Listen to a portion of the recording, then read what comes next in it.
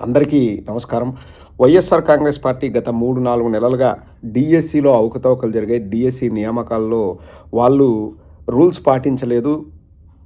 GO number 4, GO number 47 ఇచ్చేసి ఇష్టారీతిన rules పెట్టి మళ్ళీ ఆ ప్రాసెస్ అయిపోయిన తర్వాత జీవో నెంబర్ 56 ఇచ్చి ఆ 447ను రద్దు చేస్తున్నామని చెప్పడానికి ఒక జీవో ఇచ్చారు. మళ్ళీ అదే జీవో నెంబర్ 56 ఎందుకు ఇచ్చారు, ఎందుకు మీరు రూల్స్ పెట్టారు, ఎందుకు ఆ రూల్స్ను రద్దు చేశారు అని చెప్పేసి అడుగుతుంటే సమాధానం చెప్పలేక ఈరోజు వచ్చేసి మీనమేషాలు లెక్కిస్తూ పుసుక్కున నిజం మాట్లాడేశాడు నారా లోకేష్.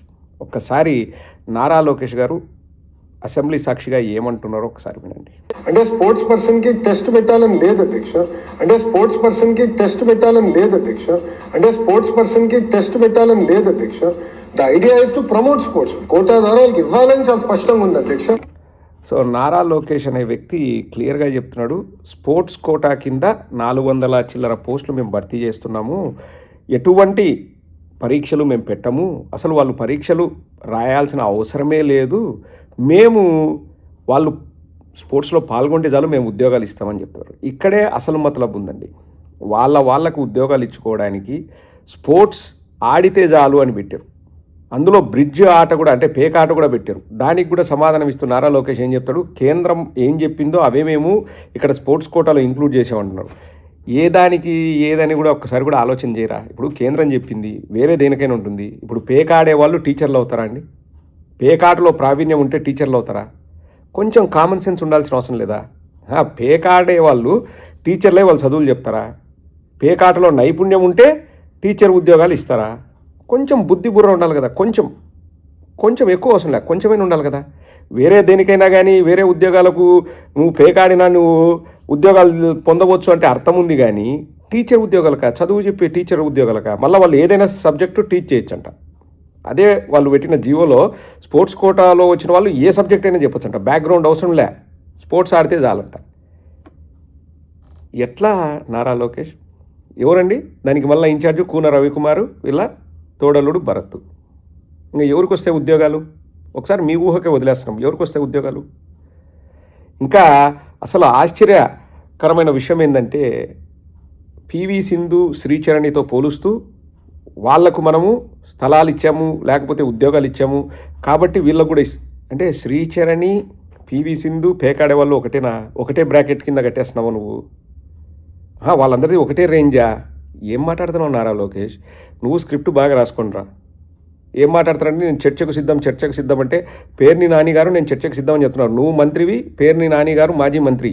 ఒక మంత్రి ఇంకొక మంత్రితో చర్చించడానికి నీకేం ప్రాబ్లము? జగన్మోహన్ రెడ్డి గారు చర్చకు రావాలంటే చంద్రబాబు నాయుడు రమ్మను, కూర్చోబెట్టి మాట్లాడతాం. మళ్ళీ నిస్సిగ్గుగా అబద్ధాలు ఆడుతూ అండి. ఎవరో ఆడియో లీక్ అయిందండి ఒకటి, 15 లక్షలు నడుస్తుంది ఇప్పుడు రేటు డిఎస్సిలో, నీకు ఉద్యోగం కావాలంటే అంటే 15 లక్షలు మేము ఇచ్చుకోలేమండి అని చెప్పారు. దాని గురించి కూడా ఎలా అబద్ధాలు ఆడుతున్నారో ఇంతకుముందు జగన్మోహన్ రెడ్డి గారు అంటే పవర్ పాయింట్ ప్రెజెంటేషన్లో ఏం చూపించారు కూడా ఒకసారి ప్లే చేస్తాం చూడండి. ఇక్కడ డిఎస్సి కోటాలో ఏదో ఆడియో టేప్ ఉంది, ఆ వీడియో ప్లే చేయండి. ఒకసారి చెప్తానంటే నేను ఒకసారి చెప్తే నేను ఒకసారి రెడీ చేసుకుంటాం సార్. మేము కూడా అందుకని అడుగుతున్నాం సార్. సార్ ఇది డిఎస్సిలో పోస్ట్ ఐడియా ఉంది. అవును సార్.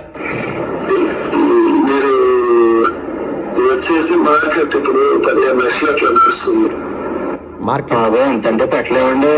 మన విజయవాడ కమిషనరేట్ కి కంప్లైంట్ ఇచ్చి ఆ వ్యక్తి ఎక్కడున్నారో ఎత్తికి అతన్ని పైన కేసు పెట్టి అతని జ్యుడిషియల్ రిమాండ్ కూడా పంపించిన ఘనత.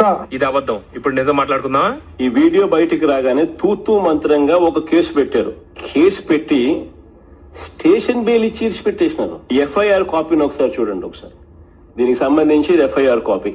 వీడియో కాల్ చేసిన వ్యక్తి ఫోన్ నెంబర్ చాలా స్పష్టంగా ఉంది. పోలీసులు తలుచుకుంటే ఈ నెంబర్ ఎవరిదో కేవలం కొన్ని నిమిషాల్లోనే కనిపెట్టేస్తారు. కానీ ఎఫ్ఐఆర్ కాపీలో ఆ నెంబర్ ఎవరిదో ఆ పేరు తెలుపుకోకుండా అనుమానిత వ్యక్తి సస్పెక్ట్ అని మాత్రమే రాస్తారు. చూడండి, అక్కడ సస్పెక్ట్ అని మాత్రమే రాసినారు పైన. ఆ నెంబర్ ఎవరిదో కనుక్కోవడం పెద్ద పని పోలీసు వాళ్ళకు. పైగా ఆలస్యం ఎందుకు జరిగింది అనే కాలంలో చూస్తే దాంట్లో ఏమని రాస్తారు, ఉన్నతాధికారులతో సంప్రదింపుల వల్ల డిలే అయింది. ఇప్పుడు తేడా మీరే గమనించండి, రాష్ట్ర ప్రజలనే అడుగుతున్నాను. జగన్మోహన్ రెడ్డి గారు ఆధారాలు చూపించి ఎఫ్ఐఆర్ కాపీ చూపించి స్టేషన్ బెయిల్ ఇచ్చినారు. ఆ వ్యక్తి పేరు కూడా ఆ ఎఫ్ఐఆర్లో లేదు. అనుమానితుడని మాత్రమే పెట్టారు. అది ఎందుకు ఇంత డిలే జరిగింది, ఆ ఫోన్ కాల్ ఎప్పుడో బయటకు వచ్చింది, ఇప్పుడు ఎందుకు అరెస్ట్ చేస్తున్నారంటే అధికారులతో చర్చించడానికి సమయం పట్టిందని చెప్తున్నాడు. నిస్సిగ్గుగా పట్టపగలు దేవాలయం లాంటి అసెంబ్లీలో అతన్ని జ్యుడిషియల్ రిమాండ్కు పంపించినామని నారా లోకేష్ చెప్తున్నాడు. ఇప్పుడు ఓపెన్ ఛాలెంజ్, దమ్ ధైర్యం ఉంటే ఎన్ని రోజులు రిమాండ్కు పంపించినారు, ఏ జైల్లో ఉన్నారు, మీరు ఆధారాలు తెచ్చి చూపించండి. మేమేం ఇక్కడ ఎవరిని మోసం చేయాల్సిన అవసరం లేదు, మేము మోసం చేయాల్సిన అవసరం లేదు, మీరు మోసం చేయాల్సిన, ప్రజలకు సమాధానం చెప్పాలి కదా.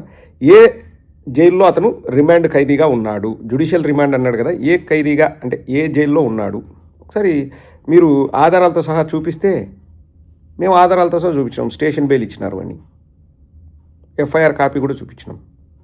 మరి మీరు జ్యుడిషియల్ రిమాండ్ అంటున్నారు కదా, ప్రజలకు చెప్పాలి కదా. ఇంకోటండి, నేను చర్చకు వస్తా అంటే ఎవరు రావట్లేదు అంటే మండలిలో చర్చ పెట్టండి అని చెప్పేసి వైఎస్ఆర్ కాంగ్రెస్ పార్టీ వాళ్ళు అభ్యర్థిస్తే రిటర్న్గా ఇస్తే చర్చను మేము పెట్టట్లేదు అని చెప్పేసి మండలిలో చర్చ పెట్టలేదు. ఎందుకు పెట్టలేదు? ఎందుకంటే అవకతవకలు జరిగినాయి కాబట్టి. అంటే పిల్లల భవిష్యత్తుతో ఆడుకోవడం కదా అండి ఇది.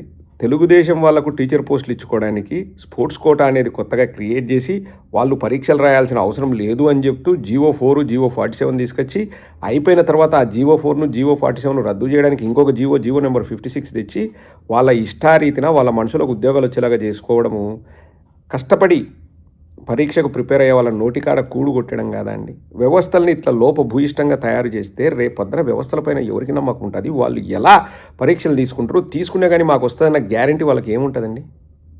మళ్ళీ ఇంకా నిస్సిగ్గుగా నారా లోకేష్ వచ్చి 16,000 మందికి క్యాన్సిల్ చేయాలని చెప్పి, పరీక్షలు రాసి ఉత్తీర్ణులైన వాళ్ళను మేము ఏమీ అనట్లేదు.